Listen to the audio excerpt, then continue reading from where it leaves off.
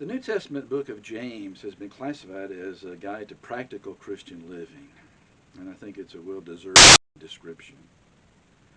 James is writing to Christians who have been scattered. In fact, that's the statement that you find in verse 1. He's writing to the 12 tribes which are scattered abroad. Why is that the case?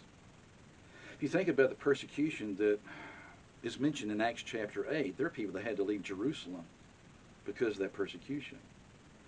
Everywhere they went, they shared that gospel message, but they've lost their hometown, maybe their family.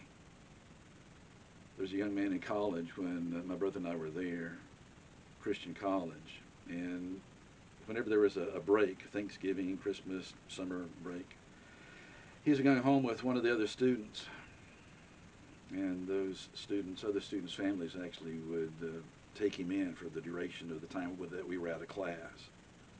Because once he became a Christian, his family said, "You are dead to us. You never have existed." That's a very harsh blow for an 18-year-old. Here are Christians in this first century that had to leave their hometown, leave possessions behind, leave family behind, especially family that had disowned them. Difficult days. And James makes a statement, "Count it all joy when you fall into various trials, knowing that the testing of your faith produces patience. Let patience have its perfect work, that you may be perfect and complete, lacking nothing." When you talk to somebody and say, "Well, I don't have a lot of patience, so I've been praying for more patience," you almost want to tell them, do you know what you're asking? You're asking for more difficulties.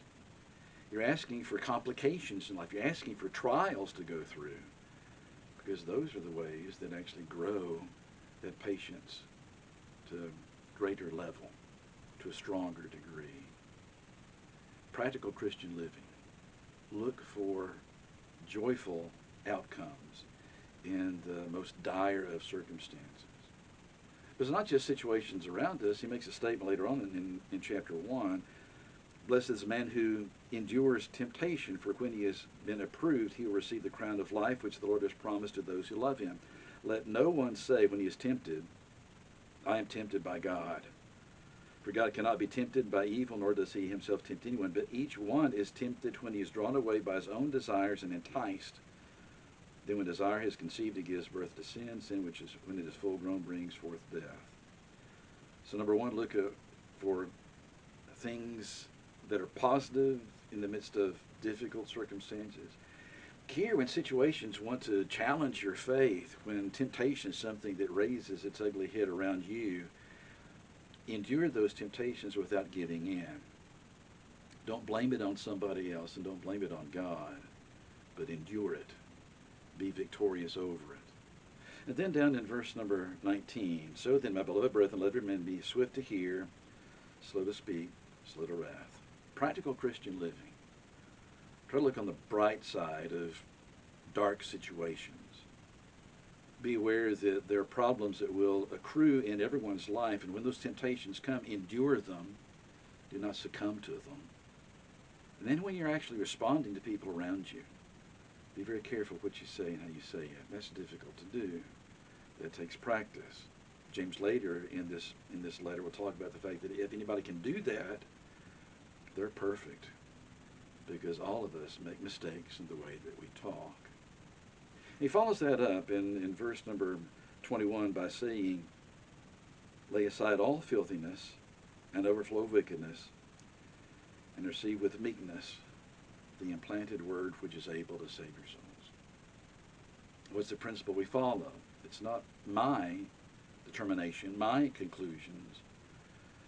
It's the Word of God, because those principles are greater than anything I can come up or ever will come up with on my own. Practical Christian living. And then from that point, for the very end of this chapter, verse 22 down through verse 27, he's dealing with action. So I'm challenged to look for positive things in the midst of problematic things in life. I'm challenged to take responsibility for the temptations that come my way and endure them, not succumb to them.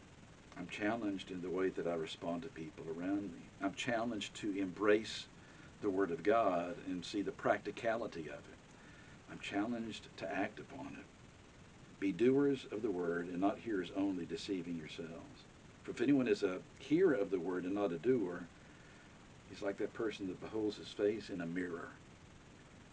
Have you ever found yourself getting ready to go somewhere and you look in the mirror, make sure that your hair is okay and that things look presentable, and then you leave and get in the car? And how many times do you look in the rearview mirror, turn it to where you can actually see yourself once again? You just looked at yourself a few minutes ago, maybe less than a minute ago. What's changed? I kind of forgotten. Did we? So here's that statement. He observes himself, goes away, immediately forgets what kind of man he was. However, he who looks into the perfect law of liberty and continues in it, and is not a forgetful hearer, but a doer of the work, this one will be blessed in what he does. Practical Christian living. It's not a long book, but James is a tremendous book. The Christian needs to keep close to his heart, very much in his mind, and definitely in the way that he lives, as he strives to walk as best he can or she can in the footsteps of Jesus. I hope you enjoy reading through James this week. Please stay safe. We'll talk again soon.